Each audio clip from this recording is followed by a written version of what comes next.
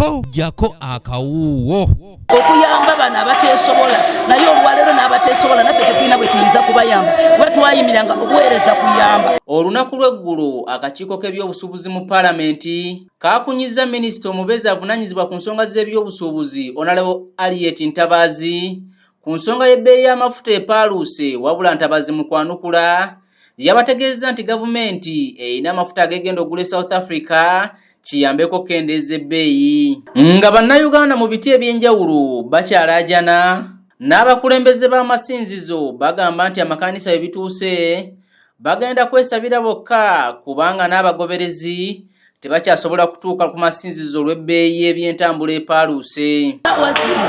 Tuyiiya buyiiya kuba tekikyasoboka olwa ekonomi yali waggulu nnyo nga n'omuntu okujja mu kanisa era n'ekintu neffe abasumba kati olwaffe twetisse omugugu gwabula obuvunaanyizibwa bajja ku basumba, school fees yajja ku basumba, abaana tebalina fees musumba, abaana baabagoba nti tebakyasobola kuafoodinga n'okuyimirira nabo abaweereza abasumba tetukyasobola olwa ekonomi eri eyafuuka ey'ekitale nnyembi nti olwaleero abaana b'abaweereza b'endiga be babagoba bali waka batudde. Chris Nsubuga omu ku bakulembeze b'abasumba basabye gavumenti okukendeeza ku misolo egiggyibwa ku mafuta olw'ebbeeyi y'amafuta esobole okukkakkana. Nze kyensaba gavumenti okukendeeza ku misolo kiwala emisolo mingi n'atunda amafuta omusaasira bina n'atunda kyonna kyatunda sukaali sabuuni muceere omusaasira omusolo mungi ebintu babisuubira ku musolo mungi.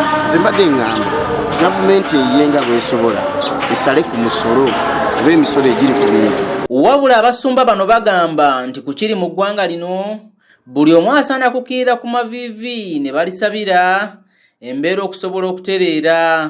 Tusabira eggwanga lya Uganda okuvaako omwoyo gw'obwavu naye nsaba eggwanga bonna abatuulira yonna abali ku diaspora abali ebweru w'eggwanga yonna gy'ompulirira gy'oli ne gy'ondabira ku ABS TV tubasaba mutandike okusaba tusabe tukuliyetingewo obudde obw'okusaba nga tusaba Katonda atuyambe kubanga for sure ebyo amabanga gatabanguse agamu galina economic wars kyebayita economic setback amalala gali mu ntalo. Wetwogerera liita ya petro egula wakati wa 6 n'akakaaga ate liita ya dizero egula wakati wa 6 n'akakaaga 3. Nze Matias Sekanjako ku lwa ABS Television.